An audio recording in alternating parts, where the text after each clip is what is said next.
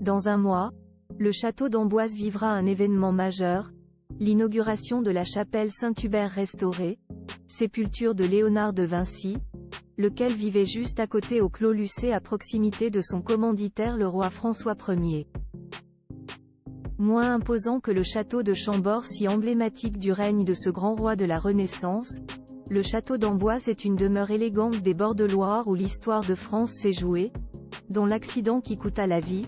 le 7 avril 1498 au roi Charles VIII, se cognant la tête contre le linteau de pierre d'une porte basse, mais aussi la conjuration d'Amboise de 1560 qui prélude aux guerres de religion. Sans oublier la captivité de l'émir Abd-el-Kader en 1848, lequel réunira à la rentrée prochaine les présidents français et algériens lors d'une visite d'État souvent remise et reportée.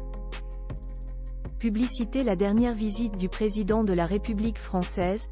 Emmanuel Macron à Amboise remonte au 2 mai 2019, lorsqu'il y célébra la « Nouvelle Renaissance »,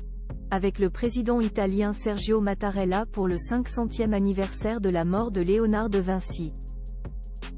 À cette occasion, était présent le prince Jean d'Orléans, devenu chef de la Maison de France et comte de Paris le 21 janvier de cette même année à la mort de son père et son épouse la princesse Philomena. Le comte de Paris est, en effet, le président d'honneur de la Fondation Saint-Louis, propriétaire du château d'Amboise, comme de la chapelle royale Saint-Louis de Dreux, nécropole de la famille d'Orléans, car son aïeul le roi des Français Louis-Philippe Ier en avait hérité de sa mère et transmis à ses descendants. Jusqu'à ce qu'Henri, comte de Paris et grand-père du prince Jean ne constitue une fondation pour protéger tous les biens immobiliers de la Maison de France. La visite de la princesse Philomena, comtesse de Paris, et ses enfants après quelques années de bisbille entre la Fondation Saint-Louis et le prince Jean d'Orléans, les tensions se sont apaisées et le président d'honneur y joue désormais un rôle actif, tandis que son frère cadet, le prince Eudes, duc d'Angoulême, a été élu membre du conseil d'administration. Cette renaissance des liens entre la Fondation Saint-Louis et son président d'honneur, le comte de Paris,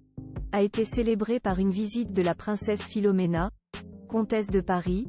avec 5 de leurs 6 enfants, dont le petit dernier Alphonse, seulement âgé de 5 mois, au château d'Amboise où ils ont été accueillis chaleureusement par le secrétaire général Marc Mettet, au nom du président Frédéric Dulorens.